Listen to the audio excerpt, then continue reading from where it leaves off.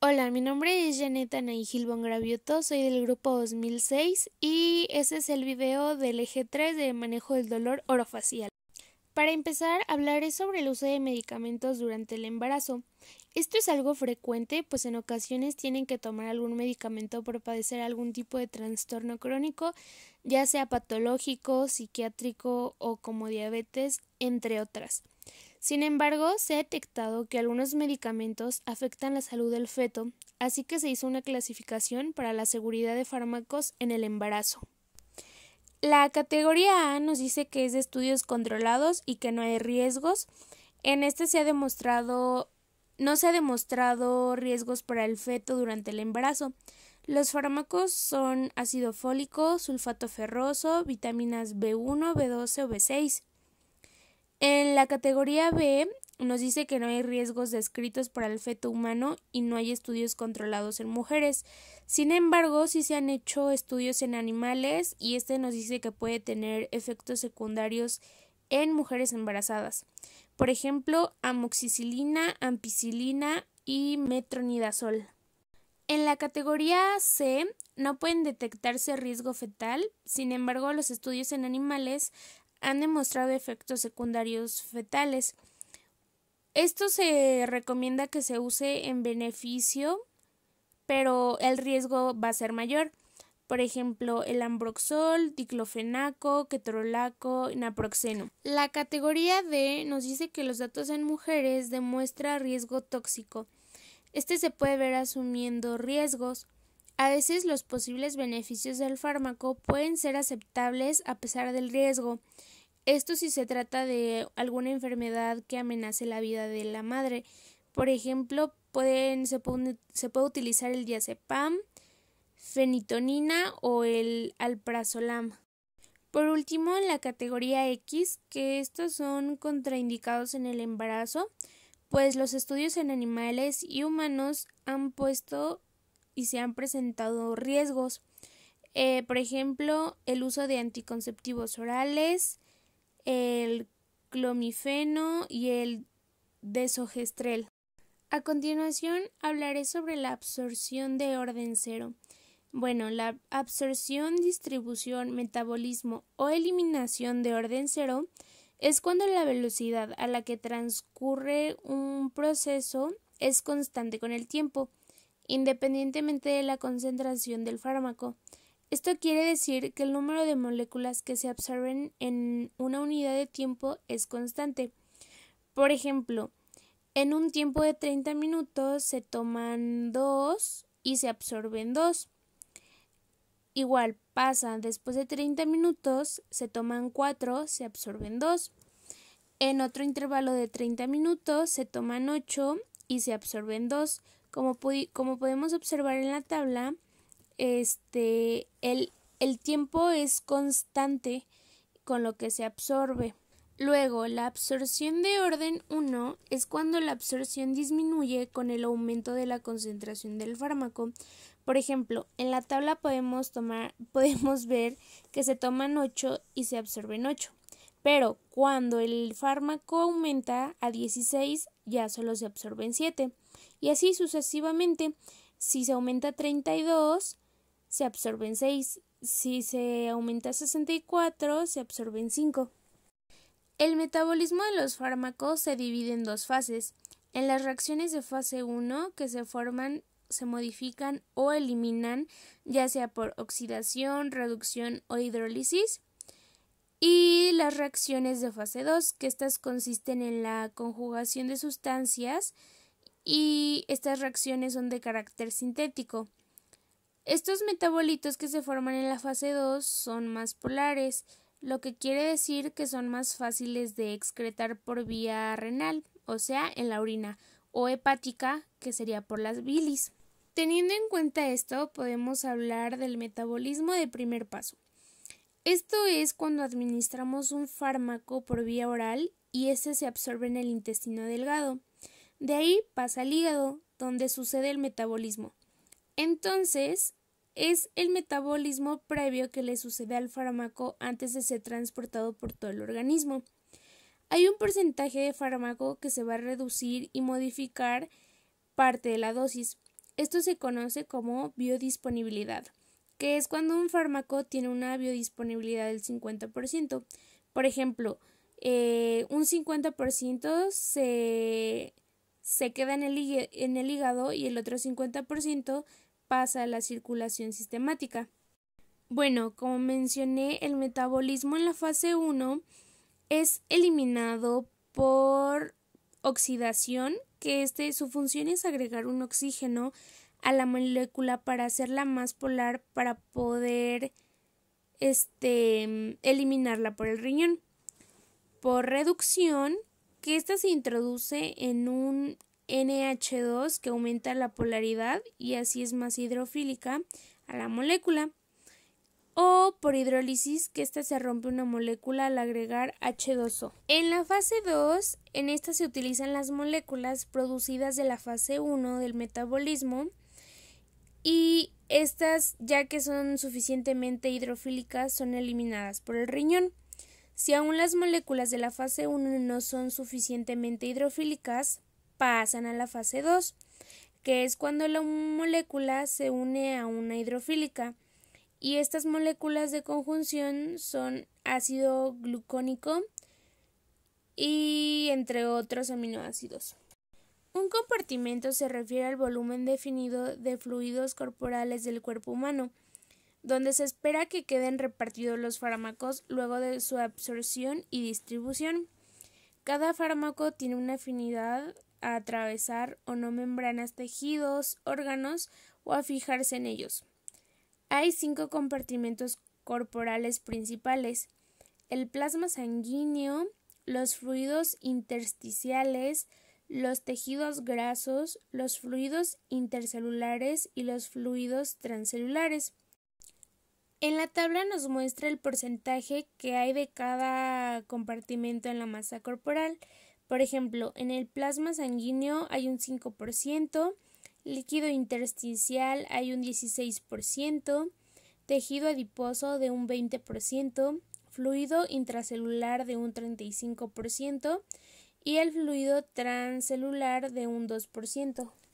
Bien, la mayor parte del proceso de absorción ocurre en el intestino delgado, debido a la mayor superficie de absorción y a la mayor permeabilidad de sus membranas. El pH y el pK juegan un papel muy importante en este proceso, pues la mayoría de los fármacos son ácidos o bases y se encuentran ionizados o no ionizados. La forma no ionizada suele ser soluble en grasas y se difunde con facilidad a través de las membranas celulares. La forma ionizada es hidrosoluble y no le resulta tan fácil atravesar las membranas celulares. Entonces, cuando el pH es menor que el pK, en el caso de un ácido débil, predomina la forma no ionizada, pero en las bases débiles la forma predominante es la ionizada. Cuando se administra por vía oral un ácido débil, la mayor parte de este se encuentra en forma no ionizada en el estómago, lo que favorece a su difusión a través de la mucosa gástrica. La albúmina es una proteína producida por el hígado. Esta nos ayuda a mantener el líquido dentro del torrente sanguíneo sin que se filtre a otros tejidos. También transporta varias sustancias por el cuerpo, por ejemplo, las hormonas, vitaminas, enzimas, entre otras. Los niveles de albúmina bajos podrían indicar un problema del hígado o de los riñones. El aclaramiento del fármaco. Este se refiere a la capacidad que tiene un órgano para eliminar un fármaco. Muchos órganos hacen esta función, por ejemplo, hepático, pulmonar, piel, entre otros, y se expresa en volumen por unidad de tiempo.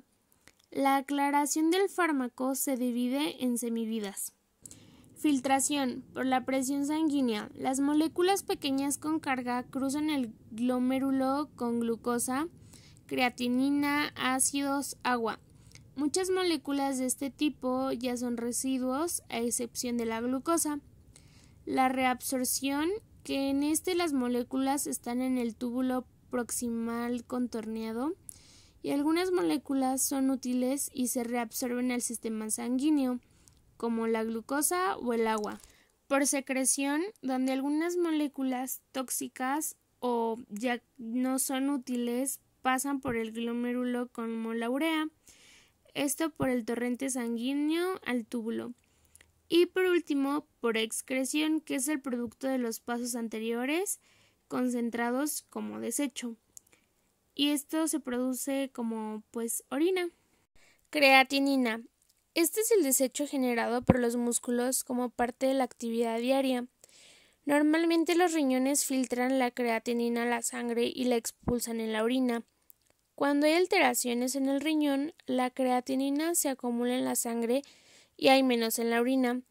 Esto varía según la edad, el género, peso o el ejercicio que se haga, y también puede llegar a tener enfermedades del riñón. Ahora hablaremos de la inflamación.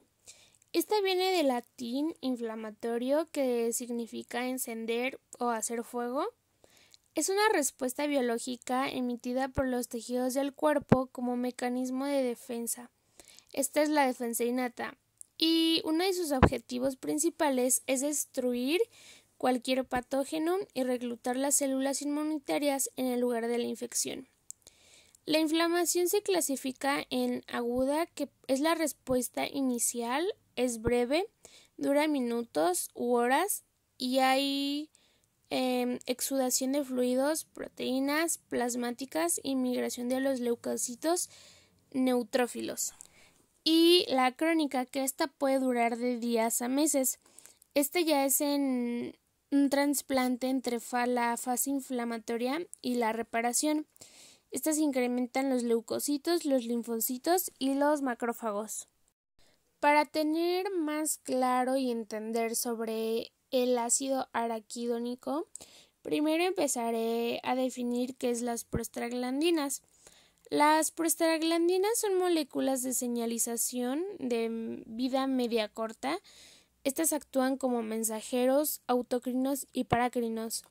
Sus funciones principales son fisiológicas en el sistema nervioso central, y estas nos ayudan a regular la memoria, el sueño, la fiebre y el dolor.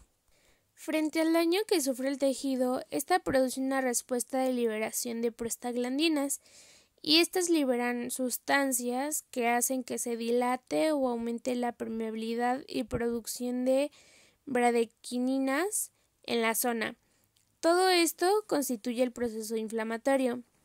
Entonces, se dice que en el momento en el que ocurre la lesión, el paciente tiene conciencia del dolor, y aquí es cuando ocurre la secuencia de los procesos de transducción, transmisión, modulación y percepción.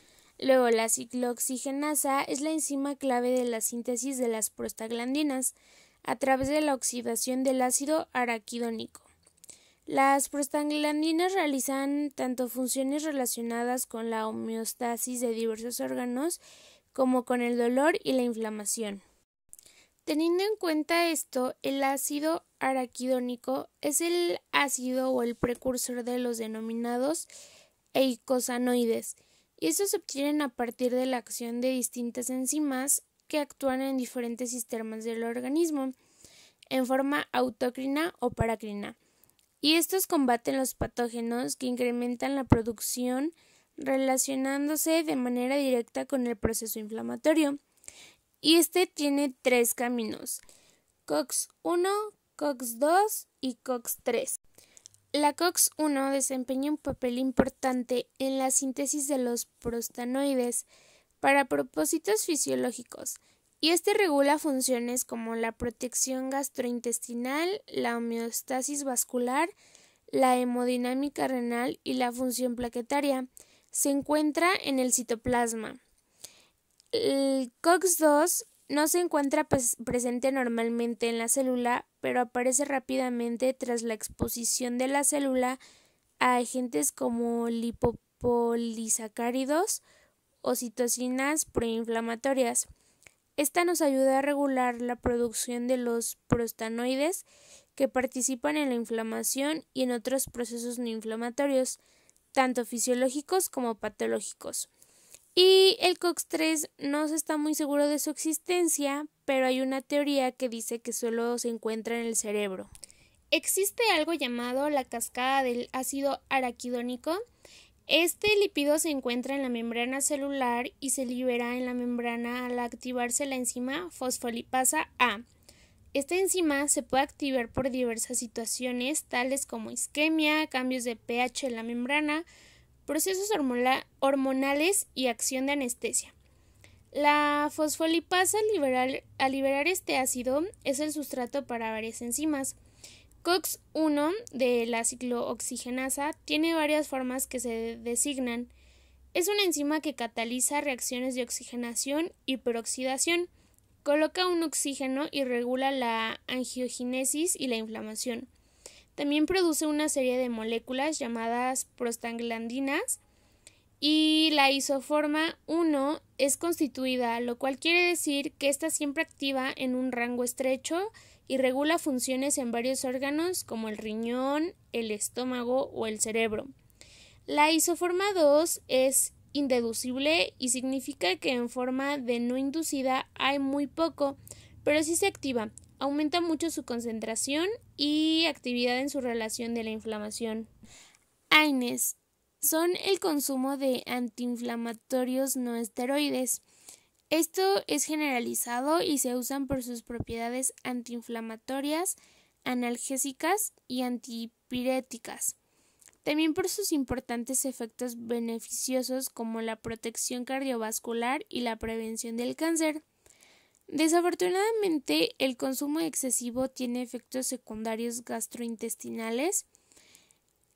Los AINES inhiben la síntesis de prostaglandinas por la ciclooxigenasa. La pseudología. Las reacciones de los pacientes con enfermedades respiratorias posteriores a la ingesta del ácido acetilsalicílico se denomina pseudología.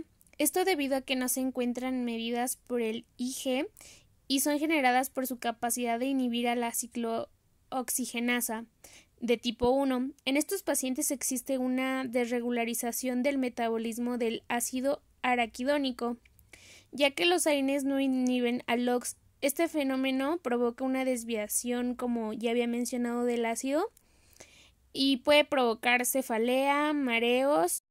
Existen inhibidores irreversibles, que estos son la unión covalente del COX-1 y COX-2.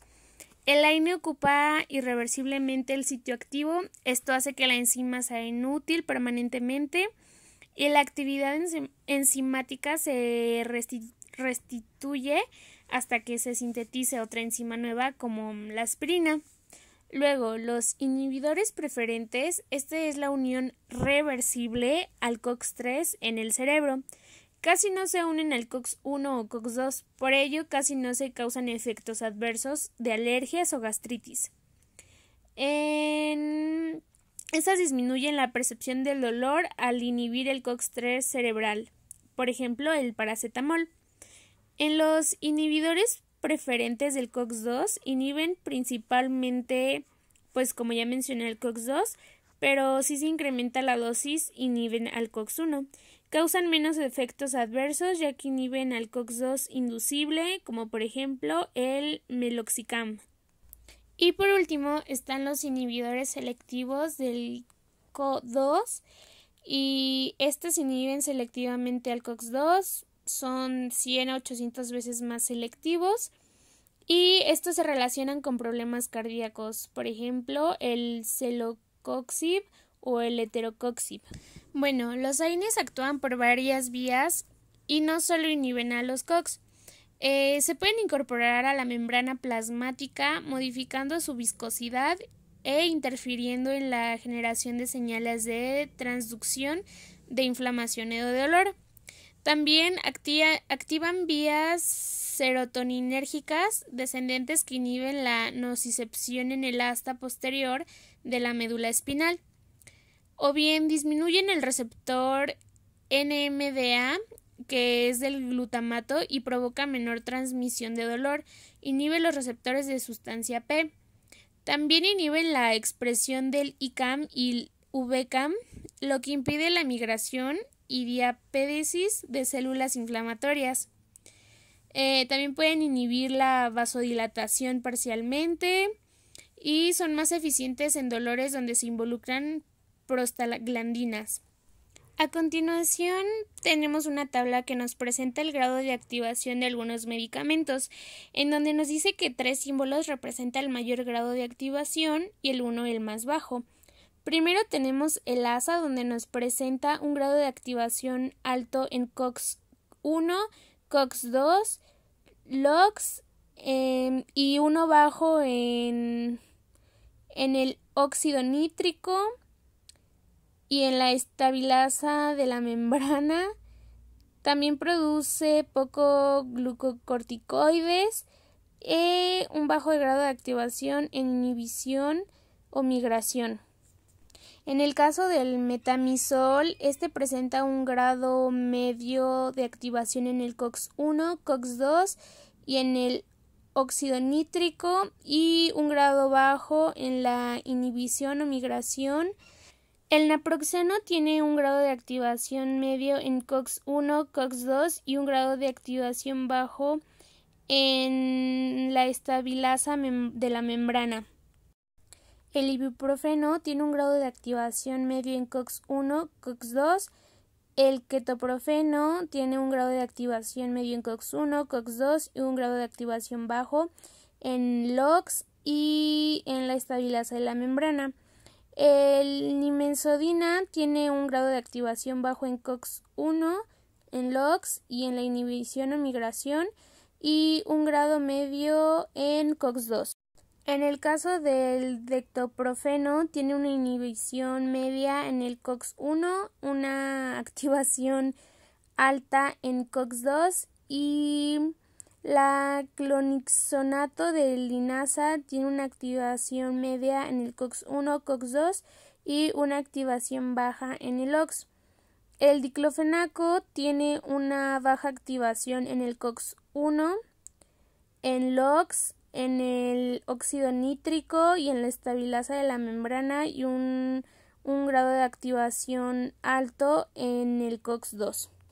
El piroxicam tiene un grado de activación medio en el COX-1, COX-2 y en el óxido nítrico y un grado de activación bajo en la inhibición o migración. El paracetamol tiene un grado de activación bajo en COX-2 y en la inhibición de la histamina y un grado de activación alto en la producción de endorfinas. Y el etirocoxim, este tiene un grado de activación alto en el COX-2. A continuación hablaremos del ácido acetil salicílico.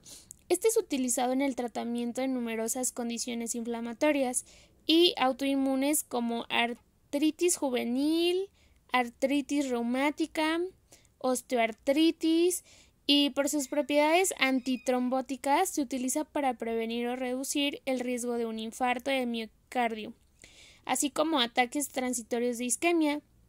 Pero no se debe usar en menores de 10 años porque pueden desarrollar el síndrome de Reye y este provoca confusión, inflamación del cerebro y daño hepático.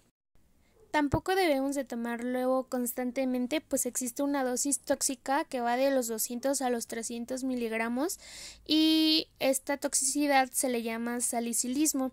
Nos puede provocar hiperventilación por la acidez que causa en el cuerpo, podemos llegar a quedar en coma, nos deshidrata ya que inhibe el ciclo de Krebs. Y si continuamos podemos llegar a la dosis letal que va de los 500 ya sean entre 20 a 50 pastillas. Existe algo llamado farmacocinética y esto es cuando el ácido acetilsalicílico se administra usualmente por la vía oral, aunque puede ser administrado por vía rectal en forma de supositorios. Este se absorbe rápidamente por el tracto digestivo y la aspirina es hidrolizada parcialmente a ácido salicílico durante el primer paso a través del hígado. Esta se distribuye ampliamente por todos los tejidos del organismo y las concentraciones máximas se obtienen después de las 2 horas. También tenemos la farmacodinamia, que esta posee un efecto inhibidor marcado e irreversible de la agregación plaquetaria. La inhibición del ciclooxigenasa se manifiesta de forma especial en las plaquetas. Estas son incapaces de sintetizar nuevamente la enzima y se cree que el ácido acetilsalicílico también ejerce otros efectos inhibitorios sobre las plaquetas. El paracetamol tiene una eficacia intermedia para reducir el 50% del dolor, la mayoría de los dolores dentales, moderados o intensos. Se usa para la fiebre y también para el dolor leve.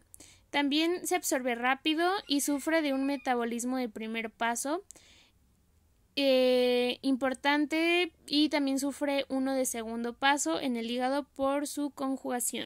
Al utilizar los AINES se debe definir si se va a utilizar para algo agudo, crónico, la aplicación si es con fines analgésicos, antiinflamatorios o antipiréticos, si la inflamación tiene componentes inmunitarios, las interacciones farmacológicas con medicamentos que toma el paciente.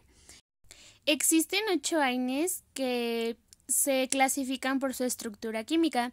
El primero, salicilatos, que implica ácido acetilsalicílico, clonixinato de lisina. En segundo, tenemos indol acéticos, que en vienen acematacina e indometacina. En el tercero están los derivados ario, los acéticos, como diclofenaco, ketorolaco. En cuarto tenemos ácidos enólicos y oxicams, como meloxicam y piroxicam. En el 5 tenemos ácidos enólicos pirazolonas, como el metamizol. En el 6, el derivado de arilpropiniónicos, como ibuprofeno, ketoprofeno y naproxeno. En el 7 tenemos coxibes, como el celecoxib o el tericoxib. Y por último, el 8, el aminofenol, que está el paracetamol. También está la clasificación de AINES por vida media. En el primero pues está la vida media corta, que es menos de 6 horas. En implica la aspirina, diclofenaco simple, ibuprofeno, cetoprofeno, indonefacina.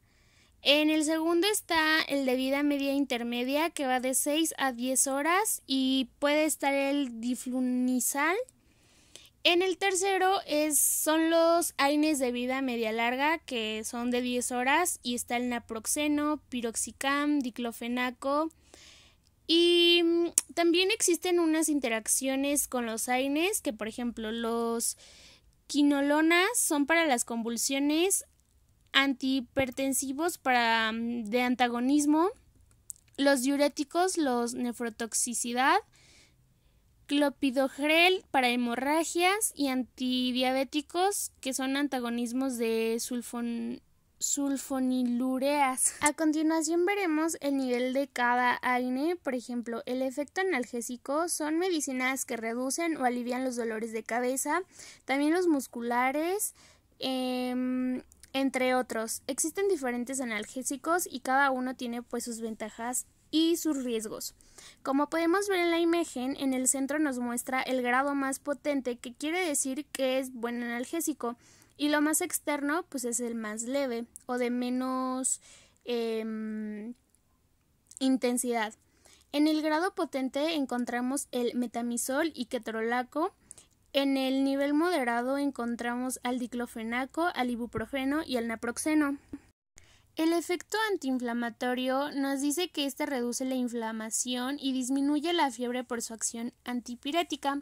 Aquí podemos ver que el naproxeno es el de mayor efecto antiinflamatorio, y en el nivel moderado encontramos al diclofenaco e ibuprofeno, mientras que en el nivel leve está el ketorolaco, acetaminofeno o el paracetamol y el metamizol. En el efecto antipirético es todo fármaco que hace disminuir la fiebre. En el nivel potente encontramos al naproxeno, metamizol y al paracetamol. En el nivel moderado encontramos al diclofenaco y en el nivel leve encontramos al ketorolaco. En la gastropatía, nos dice que es el daño del revestimiento del estómago y se inflama provocando gastritis. El ketorolaco es el que causa mayor daño, pues está en el nivel más potente, al igual que el naproxeno. En el nivel moderado encontramos al ibuprofeno, al diclofenaco, que está unido al misoprostol, y los que causan menor daño son el metamizol y el paracetamol. La nefrotoxicidad es el daño renal causado por los AINES, en donde encontramos con daño más grave a ketorolaco y el naproxeno, en el nivel moderado al diclofenaco, al ibuprofeno, y los de menor daño renal pues se encuentra el metamizol. En la hepatotoxicidad, este es el daño hepático y podemos ver que el paracetamol o bien el acetaminofeno es el que causa más daño. En el nivel de daño moderado encontramos el diclofenaco, el ketorolaco y el metamizol. En el nivel de daño leve moderado está el ibuprofeno y el naproxeno. En la seguridad cardiovascular, los AINES de mayor seguridad son el naproxeno, metamizol, paracetamol y el ibuprofeno. El diclofenaco y el ketorolaco son de seguridad moderada. Los AINES con mayor efecto sobre el sistema nervioso central está el naproxeno, en el nivel moderado se encuentra el diclofenaco y el ketorolaco, y los que tienen menos efecto son el metamizol, ibuprofeno y el paracetamol. Por último, los medicamentos con mayor hipersensibilidad está el naproxeno y el metamizol. En el nivel moderado encontramos al diclofenaco y el ketorolaco, y los que menos hipersensibilidad causan son el ibuprofeno y el paracetamol. Los AINES con mayor efectos adversos para mí son la indometacina, ya que presenta un efecto grave en la gastropatía, también tiene un efecto grave en riñones y hepáticos.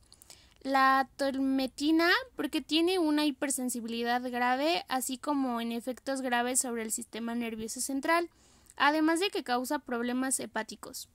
Y por último, la fenibutazona, por los daños de gastropatía, igual por los daños graves hepáticos y por los efectos sobre el sistema nervioso central. Los medicamentos que tienen mejor efecto analgésico son el ketorolaco, metamizol y la clonixinato de lisina. Y los que son mejores antiinflamatorios sería el diclofenaco, ketoprofeno.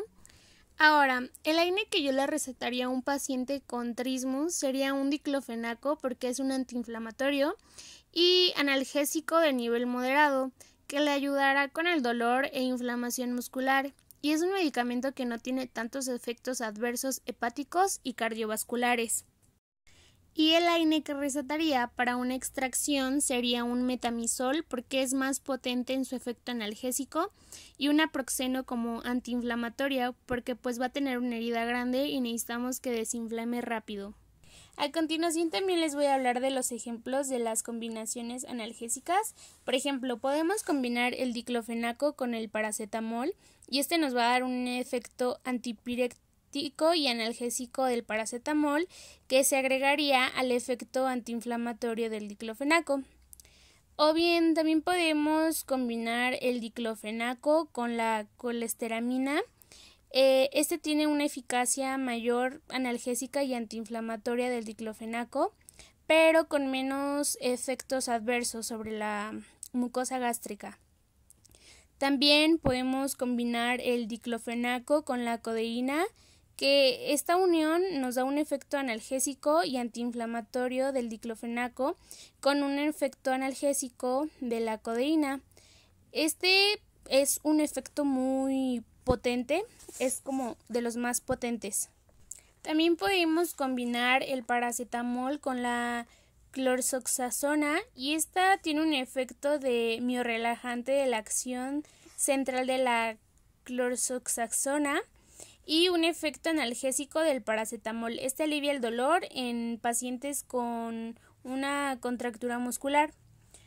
También podemos combinar el paracetamol con tramadol, que este nos da un efecto antagonista de los receptores y logra una potencialización del efecto analgésico y también antipirético.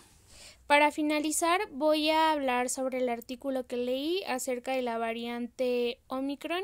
Y bueno, el artículo que leí me pareció muy interesante, pero más que nada muy preocupante, pues nos habla sobre la nueva variante del SARS-CoV-2 llamada Omicron, y nos explica que es una nueva cepa muy preocupante ya que muta todo el tiempo y los investigadores están intentando descifrar toda la información de esta variante para poder detenerla antes de que todo el mundo se contagie y volvamos a entrar en semáforo rojo. También comentan que debemos cuidarnos más que nunca y no bajar la guardia porque de lo contrario la pandemia se va a extender más. Por una parte me puso muy triste leer este artículo porque actualmente hemos estado regresando a nuestras vidas cotidianas como era ir a la escuela presencialmente y poder salir, ver a nuestros seres queridos y poco a poco el miedo se iba perdiendo un poco. Claro, sin nunca dejar de tomar las medidas de precaución.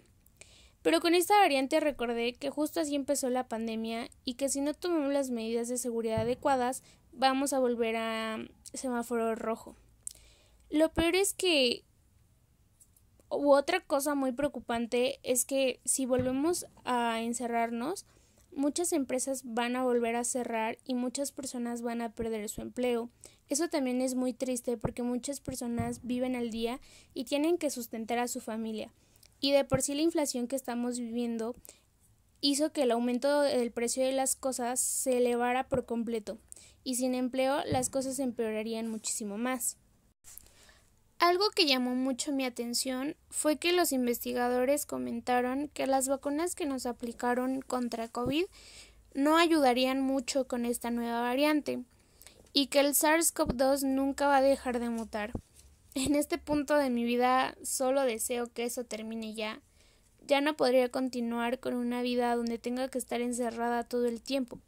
Tenía la ilusión de regresar a clases presenciales como antes lo hacíamos, de forma normal, en la que íbamos diario, pero así como va la situación, creo que eso jamás va a volver, y va a ser algo que voy a extrañar muchísimo. Espero que sepamos afrontar esta nueva variante y no se contagie todo el mundo de forma que se haga la pandemia, una segunda pandemia. Al igual, espero que el presidente tome buenas decisiones para el bienestar del país y cierre las fronteras en lo que se calma todo o tenemos más información sobre esta variante de cómo evitarla. También espero que los síntomas de esta variante no sean letales porque por el nombre suena muy agresivo y pues muchas personas murieron por el COVID. Yo creo que ya no podríamos soportar más pérdidas. Ya por último, recomiendo que más personas lean este tipo de artículos y se informen de todo. Y de esta forma puedan, tengan información de lo que pasa en el mundo y puedan tomar sus propias precauciones.